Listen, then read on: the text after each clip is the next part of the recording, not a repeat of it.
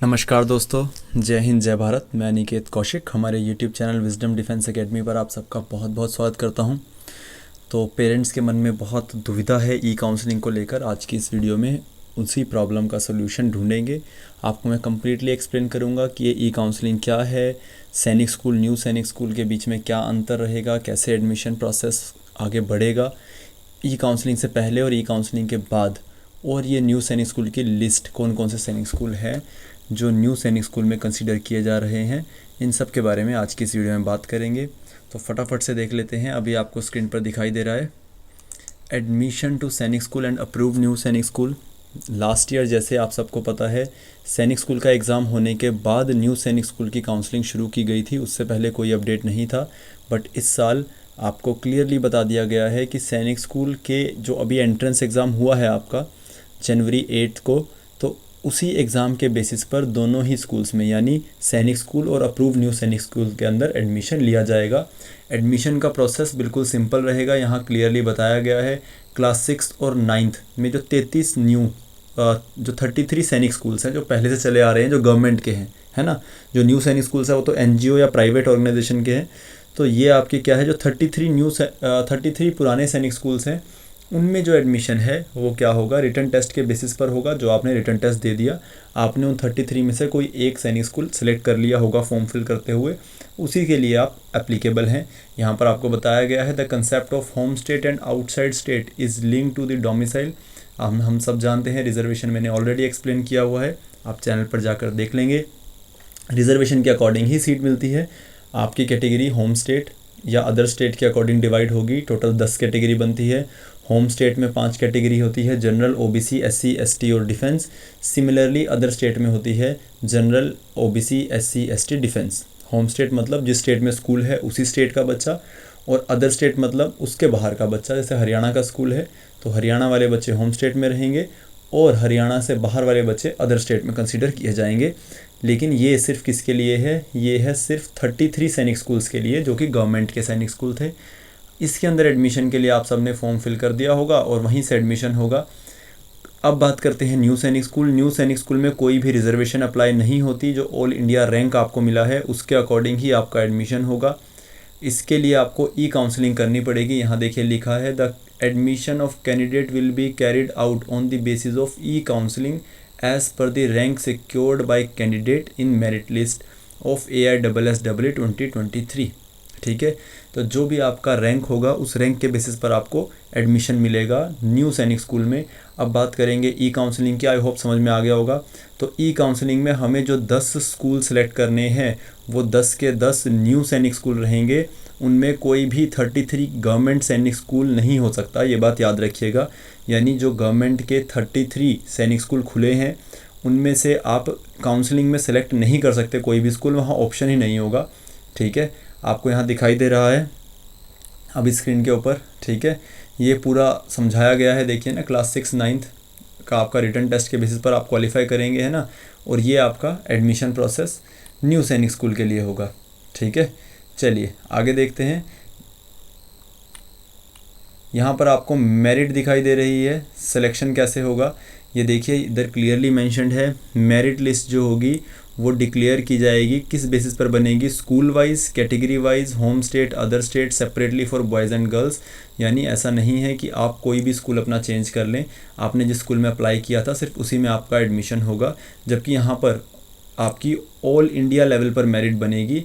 ठीक है, all India level के जो आपके रैंक होंगे उसके बेसिस पर ही न्यू सैनिक स्कूल में आपको सिलेक्शन मिलेगा।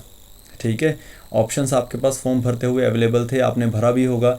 या तो आपने क्या किया होगा, सिर्फ एसएस के लिए अप्लाई किया होगा, यानी जो 33 सैनिक स्कूल है गवर्नमेंट उनके लिए अप्लाई किया होगा, या आपने अकेले न्यू सैनिक स्कूल, ऐसा तो किसी ने किया नहीं होगा वैसे, या फिर आप सब ने किया होगा सैनिक school and new Sainik school दोनों के लिए अप्लाई किया होगा। तो अगर आपने दोनों के लिए अप्लाई किया है तो आप लोगों के पास क्या ऑप्शन आते हैं, आप लोगों के पास इस तरह से ये ऑप्शन रहेगा। यहाँ आपको दिखाई दे रहा है selection of Sainik school, approve new Sainik school available to candidate who is currently not studying in approve new Sainik school. यहाँ पर आपको क्लियरली प्रोसेस मेंशन्ड है। अब इस प्रोसेस को ध्यान से देखिएगा।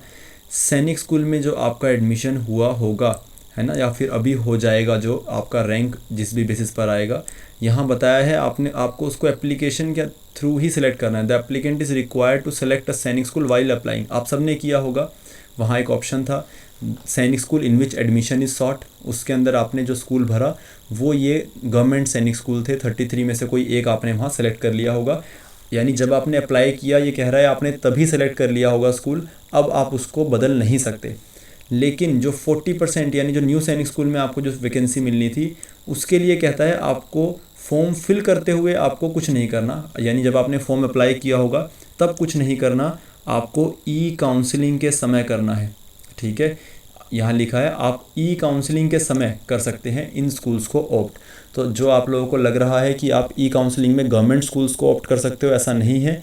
ई काउंसलिंग में सिर्फ ये न्यू सैनिक स्कूल्स को ही ऑप्ट किया जा सकता है। आपको 10 सैनिक स्कूल ऑप्ट करने होंगे।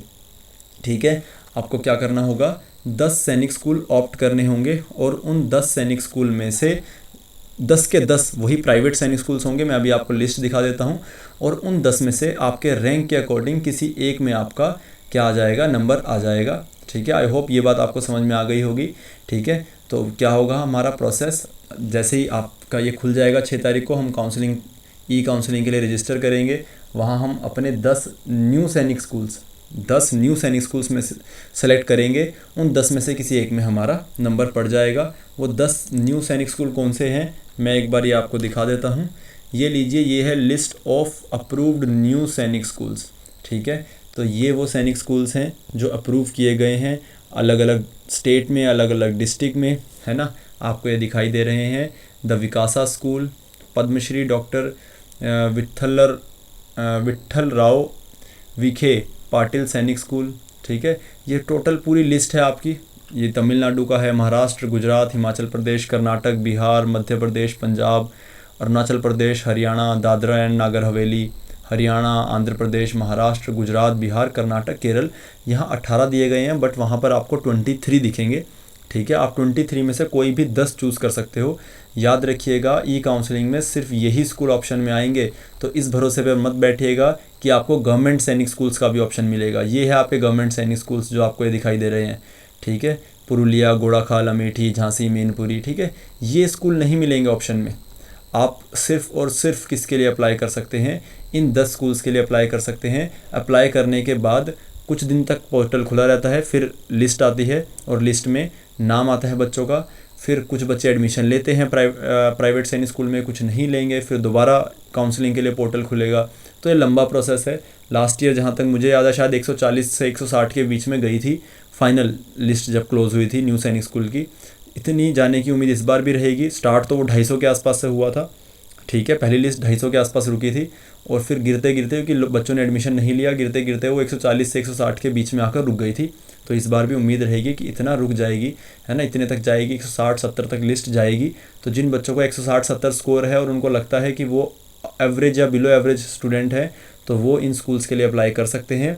लेकिन गवर्नमेंट सैनिक स्कूल्स के लिए अब अप्लाई नहीं हो सकता, वो आपकी state wise, category wise merit लग जाएगी।